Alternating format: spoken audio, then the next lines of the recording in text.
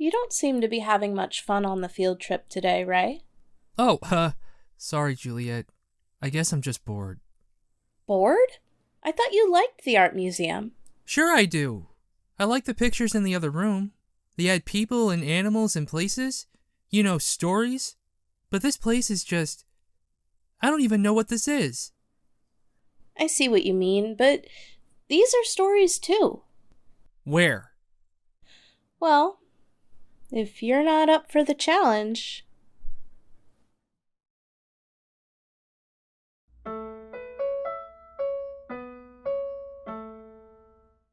Okay, I'll bite.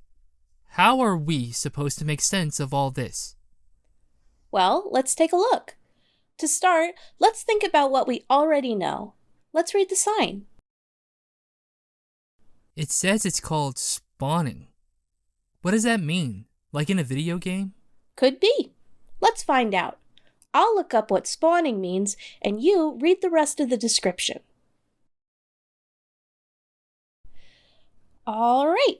So there are a few definitions for what spawning means. One meaning is for video games, like you said, when a character appears or reappears in a game. That doesn't sound right. I read the description. It says that the artist was a lifelong fisherman and that he wanted to express his hobby and love of nature in his art. Fish? Oh, look here. Spawning. It says that the salmon fish is known for returning to the place it was born to have its babies. To do this, it can swim upstream and even jump up small waterfalls. This process is called spawning. That sounds right. So this painting is supposed to represent fish jumping. I'm not sure I see how. Where do we start? We could start by looking at the colors. What sort of colors do you see? There's the blue in the very middle, then the gray around it, then the green. Well, let's think about that. Why do you think the artist chose those colors? What if we took out the blue and swapped it for hot pink? That wouldn't be the same. Right. The artist chose blue. So why would he choose blue? A river is blue! Oh, you're right. This blue could be the river. So maybe this gray could be the rocks on the bank, and this green could be the grass and trees and everything else. 2 for 2. Great! Now I know what I'm looking at. What's next? We could try looking at the shapes being used, see if they give us any clues. The artist didn't paint any fish that I can see, but I think that these are supposed to be the salmon in the picture. That was quick. Why do you think that? 2 reasons. First is the color. It's salmon pink. Oh, good eye. Second is the shape. Even if it's not exactly shaped like a fish, see how they're wider in the front and thin out in the back? It's like a fish if you took away all the details like fins and the scales and stuff. I wonder why not paint all the details? Shouldn't an artist know how? I'll bet he does. Sometimes artists just want to give you an idea of a picture and let you fill in the details yourself in your own mind. It's called an impression. We can imagine what we'd like the fish to look like if we want.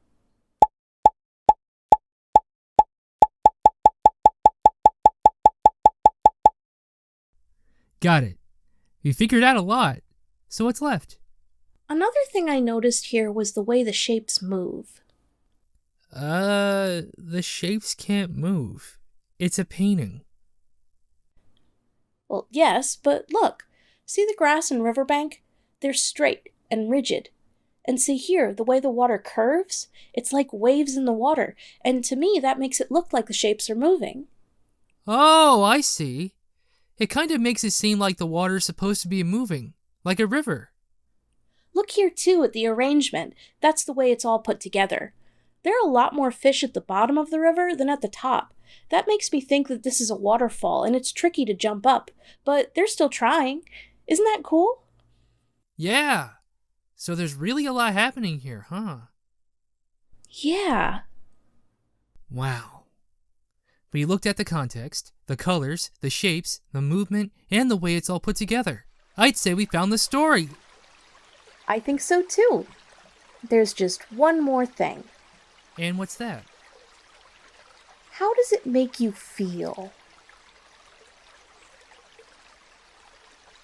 For me, it makes me think about nature. That makes me feel very calm and relaxed. Not me. I think about the jumping salmon. It makes me want to jump. See, Ray? That's my favorite part about art like this. There's no right or wrong way to feel. The artist just sets up an idea for you, and it's up to you to come up with the story on your own. I like it. This is a lot more fun than I thought. I could stare at a painting like this all day coming up with a story. Well, sure, Ray, but there's just one problem with that. And what's that? We have to meet our teacher in the lobby at 3 before the school bus leaves. Ah! It's almost 2! Hurry up! Let's get to the next painting! Hey, wait for me! Look for context clues. Find different colors, shapes, movement, and the way it's all put together. Think about how it makes you feel.